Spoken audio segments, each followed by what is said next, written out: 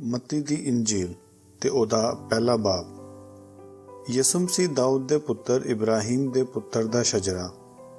ਇਬਰਾਹੀਮ ਤੋਂ ਇਸਹਾਕ ਜੰਮਿਆ ਤੇ ਇਸਹਾਕ ਤੋਂ ਯਾਕੂਬ ਜੰਮਿਆ ਤੇ ਯਾਕੂਬ ਤੋਂ ਯਹੂਦਾ ਤੇ ਉਹਦੇ ਭਰਾ ਜੰਮੇ ਤੇ ਯਹੂਦਾ ਤੋਂ ਫਿਰਸ ਤੇ ਜ਼ੋਰਾ ਤਾਮਾਰ ਵੱਲ ਜੰਮੇ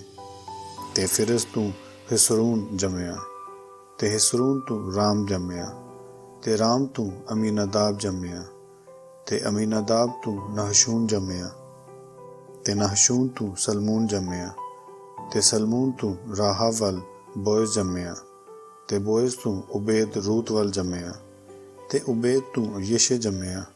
ਤੇ ਯਿਸ਼ੇ ਤੋਂ ਦਾਊਦ ਬਾਦਸ਼ਾਹ ਜੰਮਿਆ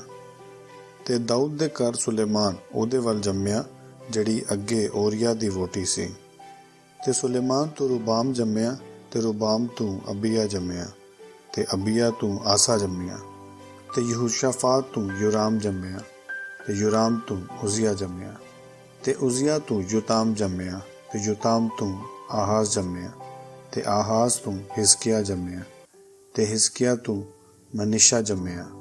ਤੇ ਮਨੀਸ਼ਾ ਤੋਂ ਆਮੂਨ ਜੰਮਿਆ ਤੇ ਆਮੂਨ ਤੋਂ ਯੋਸ਼ੀਆ ਜੰਮਿਆ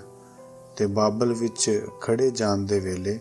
ਯੋਸ਼ੀਆ ਦੇ ਘਰ ਯਕੁਨੀਆ ਤੇ ਉਹਦੇ ਭਰਾ ਜੰਮੇ ਤੇ ਬਾਬਲ ਵਿੱਚ ਖੜੇ ਜਾਣ ਤੋਂ ਪਿੱਛੋਂ ਯਕੁਨੀਆ ਤੋਂ ਸ਼ਲਤੀਏਲ ਜੰਮਿਆ ਤੇ ਸ਼ਲਤੀਏਲ ਤੋਂ ਜ਼ੁਰਬਾਬਲ ਜੰਮਿਆ ਤੇ ਜ਼ੁਰਬਾਬਲ ਤੋਂ ਅਬੀਹੂਦ ਜੰਮਿਆ ਤੇ ਅਬੀਹੂਦ ਤੋਂ ਇਲਿਆਕੀਮ ਜੰਮਿਆ ਤੇ ਇਲਿਆਕੀਮ ਤੋਂ ਆਜ਼ੂਰ ਜੰਮਿਆ ਤੇ ਆਜ਼ੂਰ ਤੋਂ ਸਦੂਕ ਜੰਮਿਆ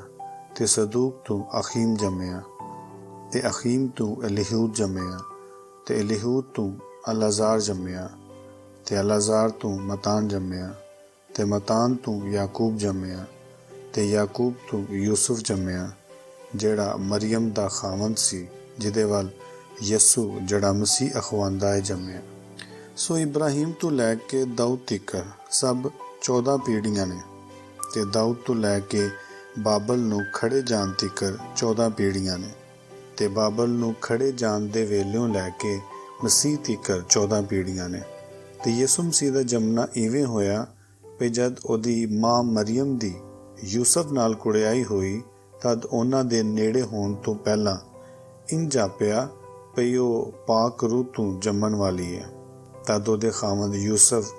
ਜਿਹੜਾ ਨੇਕ ਆਦਮੀ ਸੀ ਤੇ ਉਹਨੂੰ ਬਦਨਾਮ ਕਰਨਾ ਨਹੀਂ ਸੀ ਚਾਹੁੰਦਾ, ਇਹ ਸਲਾਹ ਕੀਤੀ ਭਈ ਚੁੱਪ ਕੀਤਾ ਉਹਨੂੰ ਛੱਡ ਦਿਆਂ। ਪਰ ਜਦ ਉਹ ਇਹਨਾਂ ਗੱਲਾਂ ਦੀ ਸੋਚ ਵਿਚਾਰ ਕਰਦਾ ਸੀ, ਵੇਖੋ ਖੁਦਾਵੰਦ ਦੇ ਫਰਿਸ਼ਤੇ ਸੁਪਨੇ ਵਿੱਚ ਉਹਨੂੰ ਵਿਖਾਲੀ ਦੇ ਕੇ ਆਖਿਆ, ਐ ਯੂਸਫ ਦਾਊਦ ਦੇ ਪੁੱਤਰ, ਤੂੰ ਆਪਣੀ ਵੋਟੀ ਮਰੀਮ ਨੂੰ ਆਪਣੇ ਕੋਲ ਲਿਆਉਣ ਤੋਂ ਨਾ ਡਰ, ਕਿਉਂ ਜੋ ਜਿਹੜਾ ਉਹਦੇ ਗਰਭ ਵਿੱਚ ਹੋਇਆ ਏ ਪਾਕ ਰੂਹ ਤੋਂ ਏ। ਉਹ ਪੁੱਤਰ ਜੰਮੇਗੀ ਤੇ ਤੂੰ ਉਹਦਾ ਨਾਂ ਯਸੂ ਰੱਖੀ, ਕਿਉਂ ਜੋ ਉਹ ਆਪਣੇ ਲੋਕਾਂ ਨੂੰ ਉਹਨਾਂ ਦੇ ਗੁਨਾਹਾਂ ਤੋਂ ਬਚਾਏਗਾ। ਇਹ ਸਭ ਕੁਝ ਇਸ ਲਈ ਹੋਇਆ ਕਿ ਉਹ ਗੱਲ ਜਿਹੜੀ ਖੁਦਾਵੰਦ ਪੈਗੰਬਰ ਦੀ ਜ਼ੁਬਾਨੀ ਆਖੀ ਸੀ ਪੂਰੀ ਹੋਵੇ, ਭਈ ਇੱਕ ਕੁਆਰੀ ਜੰਮਣ ਵਾਲੀ ਹੋਵੇਗੀ ਤੇ ਉਹਦੇ ਵੱਲ ਪੁੱਤਰ ਹੋਵੇਗਾ ਤੇ ਉਹਦਾ ਨਾਂ ਇਮੈਨੂਅਲ ਰੱਖਣਗੇ, ਜਿਹਦਾ ਮਤਲਬ ਹੈ ਖੁਦਾ ਸਾਡੇ ਨਾਲ। ਤੇ ਯੂਸਫ ਨੇ ਜਾਗ ਕੇ ਜਿਕੋ ਖੁਦਾਵੰਦ ਦੇ ਫਰਿਸ਼ਤੇ ਉਹਨੂੰ ਆਖਿਆ ਸੀ ਇੰਜੇ ਕੀਤਾ ਤੇ ਆਪਣੀ ਵੋਟੀ ਨੂੰ ਆਪਣੇ ਘਰ ਲਿਆਂਦਾ ਤੇ ਉਹਦੇ ਨੇੜੇ ਨਾ ਗਿਆ ਜਦ ਤੋੜੀ ਉਸ ਪੁੱਤਰ ਨਾ ਜੰਮਿਆ ਤੇ ਉਹਦਾ ਨਾਂ ਯਸੂ ਰੱਖਿਆ।